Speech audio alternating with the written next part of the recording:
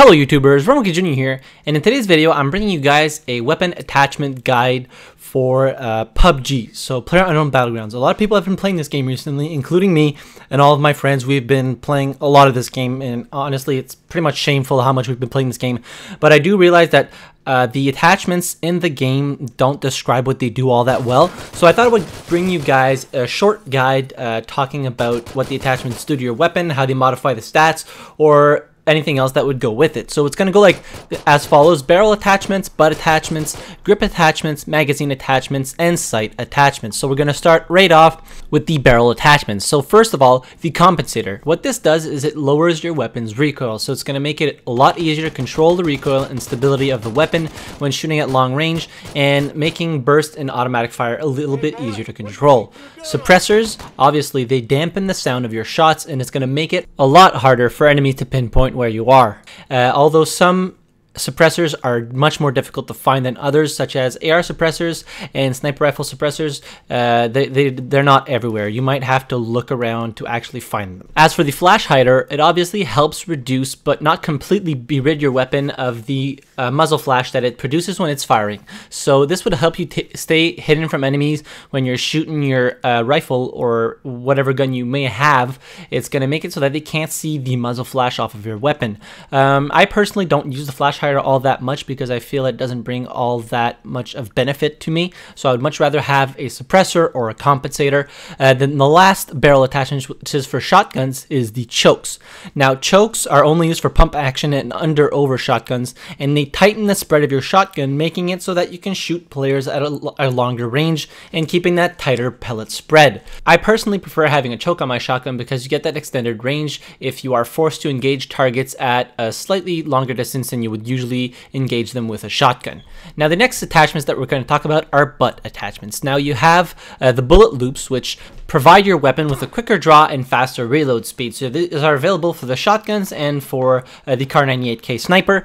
The next attachment is the cheek pads. So cheek pads increase stability while aiming in and reduces the sway of scopes. So this is very good to have when you have one of those magnified optics, such as the 8 times, or if you're lucky, the 15 times, because it's going to make it a lot easier to shoot targets, just because you're going to have less of that scope sway, and there's going to be a lot more stability to your weapon. So if you can get one for your sniper rifle, that would probably help you out quite a bit. And the next one is the tactical stocks, which is currently only available for the M416, and what this attachment does is it improves the stability of your weapon. Next, we're going to talk about the grip attachments. So you have two different grip attachments, angle foregrip and a vertical foregrip, that can be attached on different weapons.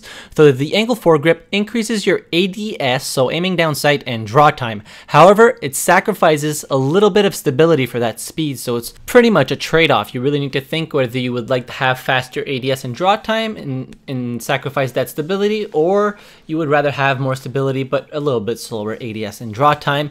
As for the vertical foregrip, it increases stability all around, so it helps you hit shots easier.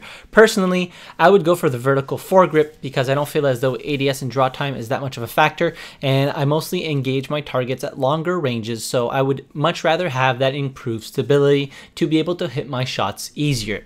Next are the magazine attachments. Now there's 3 magazine attachments: quick draw, extended, and extended quick draw. So the quick draw mag is pretty straightforward. It increases your reload speed. The extended mag increases the amount of ammo that you can have in your said magazine, but don't forget, you must, when you pick it up and you attach it to your weapon, you must then reload your weapon to get the extra ammo in your clip, or else you will just be stuck with the regular amount of ammo that the base magazine has. And something else to take note of is that the extended magazine reloads slower than the base magazine of the weapon, so that's something that you have to think about.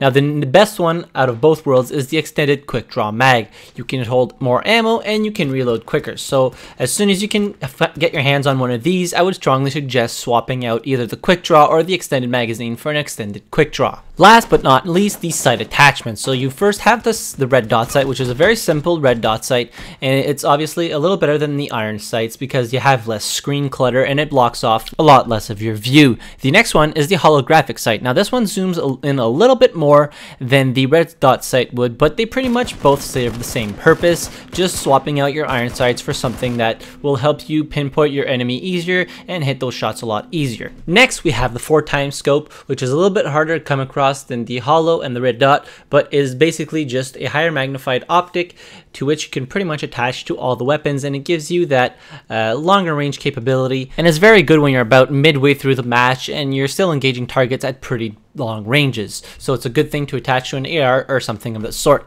The next one is the 8x scope. So this is the first true sniper scope that you can get. So it's obviously 8x magnified. You can see pretty far with it. It is quite difficult to come across, and you would attach this to sniper rifles when you're engaging in long or really long range combat. So this is the first sniper scope that you can get, and the last sight or scope is the 15x scope. So I haven't even come across one of these yet. I do believe they're only available in supply drops. Obviously, this is the most powerful optic in the game, as well, the most magnified optic in the game. You can see very, very far with this. And obviously, you would want to equip a sniper rifle with this, because I don't really see the point of putting it on an AR.